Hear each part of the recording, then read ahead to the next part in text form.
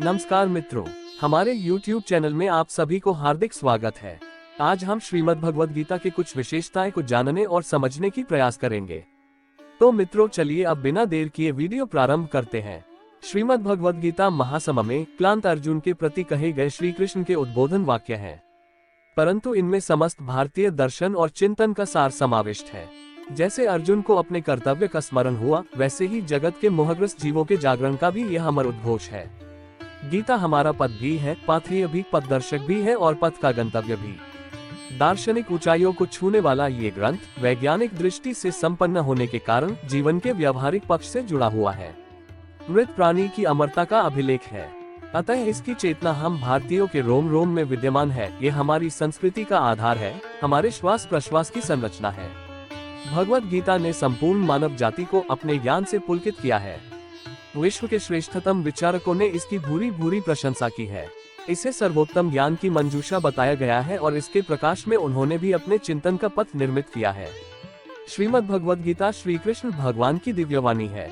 गीता वर्ण, आश्रम, देश, काल, संप्रदाय, लिंग इत्यादि के बंधन से मुक्त सार्वभौम ग्रंथ है।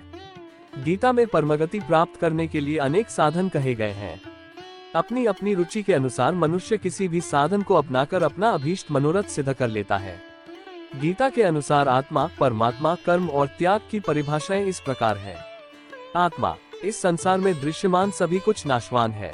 जिसका जन्म होता है उसका एक दिन मरण भी अवश्य होगा। इसीलिए शरीर प्रत्येक युग में जन्मता मरता रहता है। ये समझकर ज्ञानी जन शरीर के संबंध में मोह नहीं करते, किंतु शरीर में विद्यमान आत्मा अजन्मा, अविनाशी, अक्षर, अव्यय और नित्य है। वह लाख उपाय करके भी नष्ट नहीं किया जा सकता। अज्ञानी शरीर और आत्मा में भेद दृष्टि नहीं रख पाते, इसीलिए दुखी सुखी होते हैं। इसी भ्रम के कारण वे सत्कर्म और सद्धर्म से वंचित भी रह जाते हैं, जबकि किसी भी स्थिति में किसी बात का प्रभाव आत्मा पर नहीं पड़ता। वह पाप लिप्त भी नहीं होता। वह अचल सनातन नित्य एक रूप ही रहता है। इस तथ्य को जानने वाला आत्मस्थ पुरुष मोह के कारण कर्तव्य मार्ग से विचलित नहीं होता। उसकी बुद्धि भी स्थिर और अडिग रहती है। निश्चल बुद्धि से किए गए अल्प साधन भी उत्तम फलदायी होते हैं। परमात्मा, लोक वेद में प्रसिद्ध पुरुषोत्तम ही परमात्मा है। वह स्वयं प्रकाश किसी से प्रकाशित नहीं होता, अपितु सूर्य, चंद्र, नक्षत्र आदि उसी के प्रकाश से प्रकाशित होते हैं। अखिल ब्रह्मांड के कण कण में वह विद्यमान है। संसार में जो भी सर्वोत्तम सर्वोत्कृष्ट है, वह परमात्मा तत्व ही है। ब्रह्मांड में समस्त ज्ञान, सौंदर्य, तेज, बल उसी परमात्मा का ही रूप है। सत और असत से परे वह इंद्रिय रहित होकर भी विषयों का भोगता है। वह संसार में उसी प्रकार पिरोया है जैसे मणियों में सूत्र पिरोया होता है। यद्यपि वह समस्त सृष्टि का कर्ता पोषक है और जीवों के शरीर में भी रहता है, किंतु लिप्त नहीं होता। वह अति सूक्ष्म होने के कारण अविज्ञेय तथा अति विराट होने के कारण अप्रमेय है। उसकी सत्ता अनंत एवं ज्ञान असीम है। वह अनंत ऐश्वर्य एवं विभूतियों का स्वामी है। कोई भी भगवतप्रायण श्रद्धावान व्यक्ति जो उसे मन, बुद्धि, कर्म समर्पित करके अनन्य भक्ति से भजता है, वह उसे प्राप्त कर सकता है। उस परमात्मा की प्राप्ति में मन का अचल स्थापन, नित्य अभ्यास, वैराग्य, फल त्याग आदि सहायक सिद्ध होते हैं। मन इंद्रियों को वश में रखने वाला, दृढ़ निश्चय, हर्षामर्ष, उद्वेग रहित, जो शीत उष्ण मानापमान सिद्धि असिद्धि को एक सदृश समझता है, वह आत्मतुष्ट योगी भगवत प्राप्ति में सफल होता है। दैवी संपत्ति संपन्न व्यक्ति सहज ही परमात्म तत्व का अधिकारी बन जाता है। कर्म, गीता स्वयं कर्म संहिता है। इसमें नियत, काम्य एवं निषिद्ध कर्मों के साथ कर्म अकर्म की भी विवेचना है।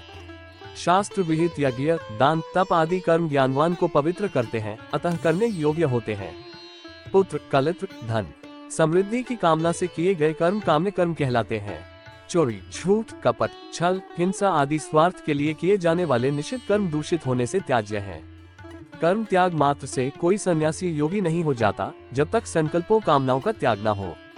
बाहर से मन को वश में करने का दिखावा करने वाले, किंतु अंदर से दूषित कामनाएं पालने वाले दम्भी होते हैं।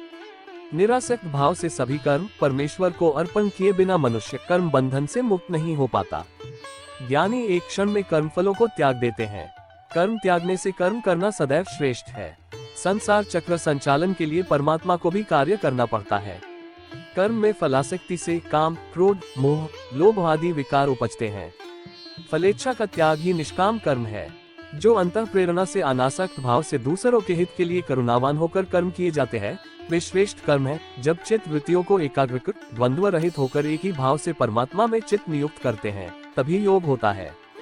त्याग, सर्व भवोद्भव त्याग को त्याग कहा गया है। समस्त कामनाओं, संकल्पों, फलेच्छाओं को त्याग देने वाला सन्यासी होता है। कुछ निषिद्ध एवं काम्य कर्मों के त्याग को भी त्याग कहते हैं, जबकि नियत कर्म, यज्ञ, दान, तप आदि सत्कार्य त्याज्य नहीं होते, अपितु इनके विधान में प्रमाद त्याज्य है। सामान्यतया आसक्ति, वासना, अहम भाव के त्याग को प्रमुख त्याग के रूप में स्वीकार किया गया है। सत्कर्म में गहरी रुचि, परम पुरुषार्थ में उत्साह, निस्वार्थ पर सेवा आदि त्यागी व्यक्ति के जीवन में उत्साह, प्रेम, प्रसन्नता, शांति एवं आनंद भर देते हैं।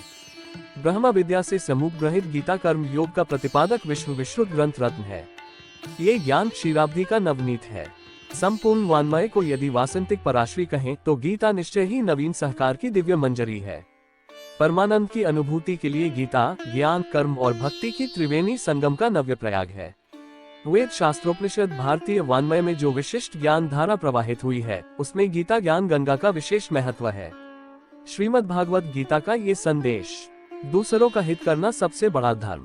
इस विशाल सृष्टि में मानव ऐसा प्राणी है जिसमें विवेक का प्राधान्य होता है। अपने विवेक के माध्यम से उसने अनेक प्रकार के उद्यम करके वैज्ञानिक और तकनीकी उन्नति की है। इस उन्नति का लक्ष्य जीवन को सुखी बनाना है। सुख प्राप्त करने की उसकी यह अभिलाषा धीरे धीरे बढ़ती चली जाती है। जब सुख के साधन केवल भौतिक सुखों तक ही सीमित रह जाते हैं, तो धीरे धीरे स्वार्थ और स्व की भावना बढ़ने से मनुष्य दूसरों के हितहित की चिंता किए बिना अपने ही सुख साधनों को बढ़ाने में जुट जाता है। इससे समाज के साधनहीन वर्ग निरंतर शोषण की चक्की में पिसने लगते हैं। समाज में असंतुलन उत्पन्न होने और शोषण बढ़ने से असंतोष, अराजकता एवं अनैतिकता को बल मिलता है। प्रकृति भी इस मानवीय शोषक का शिकार होती है और अंततः इससे प्राकृतिक आपदाएं भी आने लगती है। मानव का पूर्ण और प्राकृतिक जीवन केवल लिप्सा, भोग और कामनाओं के जाल में घिर जाता है। इससे मानवता के समर्थक दुख पाते हैं। लेकिन इसका एक पक्ष और भी है कि निजी स्वार्थ से उठकर कुछ लोग मानवता की भलाई में ही अपने जीवन को समर्पित कर देते हैं। परहित का अर्थ, परहित दो शब्दों के योग से बना है, पर और हित। पर का अर्थ है अपनों से अतिरिक्त कोई भी दूसरा तथा हित का अर्थ है भलाई। अतः इस शब्द का अर्थ है दूसरों की भलाई। दूसरों का अर्थ है वे लोग जो हमारे अपने नहीं हैं, जिनसे हमारा कोई स्वार्थ नहीं है। कभी कभी हम अपने नाते रिश्ते के लोगों प्रति भी करुणा की भावना रखकर उनका हित करते हैं, लेकिन अपने प्रियजन, परिजन, नाते रिश्तेदारी का हित करना वास्तव में मनुष्य का नैतिक कर्तव्य होता है। इसे सहायता रूप में जाना जा सकता है। इसका भी महत्व होता है और यह सत्कर्म है, मानवीयता है और मानव का धर्म भी है। लेकिन परहित इससे भिन्न अर्थ संकेतित करता है। जब अपने हित अहित, लाभ हानि का ध्यान रखे बिना दूसरे लोगों का हित, उनकी भलाई की जाती है, तो यही कर्म परहित कहलाता है। परहित करने वाला व्यक्ति परोपकारी होता है। सभी प्रकार की कामना और इच्छाओं को त्याग कर ही वह दूसरों की सेवा करता है। भारतीय संस्कृति में पाप और पुण्य की चर्चा भी होती है। व्यवहार और चरित्र के धरातल पर ये दो मूल्य माने गए हैं। अपना हित सोचना मानव का कर्तव्य है और धर्म भी, लेकिन अपने हित के कार्यों को इस प्रकार करना कि दूसरों को किसी प्रकार की हानि न उठानी पड़े, यह उससे भी श्रेष्ठ कर्म है। इनके अतिरिक्त तीसरा पक्ष भी है। अपने हित अहित की चिंता किए बिना जब कोई मानव दूसरों की सेवा या सहायता करता है, तो ये श्रेष्ठ कर्म परहित होता है। विश्व इतिहास और साहित्य में इस प्रकार के अनेक चरित्र हुए हैं, जिनमें ईसा मसीह, बुद्ध, गांधी, नानक, दयानंद सरस्वती, रामकृष्ण, भगत सिंह, चंद्रशेखर, सुभाषा आदि महान व्यक्तित्व हैं। इन महान चरित्रों में यही समानता देखी जाती है कि इनके कार्यों से लोगों को पीड़ा और दुख से मुक्ति मिली, तभी वे सुख की ओर बढ़े हैं। परहित और जीवन, मनुष्य का अपने माता पिता, भाई बहन, पत्नी और संतान की सेवा करना सबसे प्रथम कर्तव्य है। यथा योग्य इनका भरण पोषण उसका धर्म बन जाता है। उसके कर्तव्य की सीमा यहीं तक सीमित नहीं रहती है, अपितु अपने सगे संबंधियों के प्रति भी उसका कुछ कर्तव्य होता है। यहीं तक वह सीमित नहीं रहता है, उसे समाज के प्रति भी उत्तरदायी बनना होता है।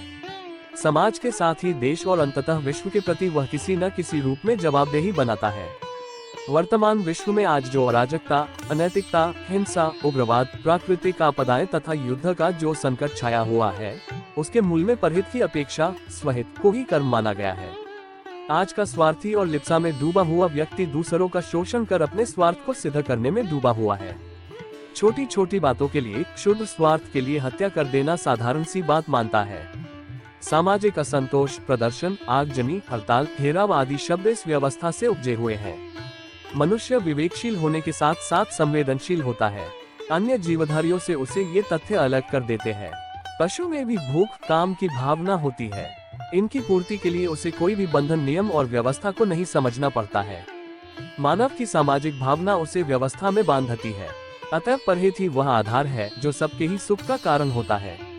मित्रों, कहे गए गीता की भाषा सरल किंतु अर्थ गूढ़ है, इसलिए इस भगवत गीता में व्याख्या करते समय सरल वाक्यों का प्रयोग किया गया है।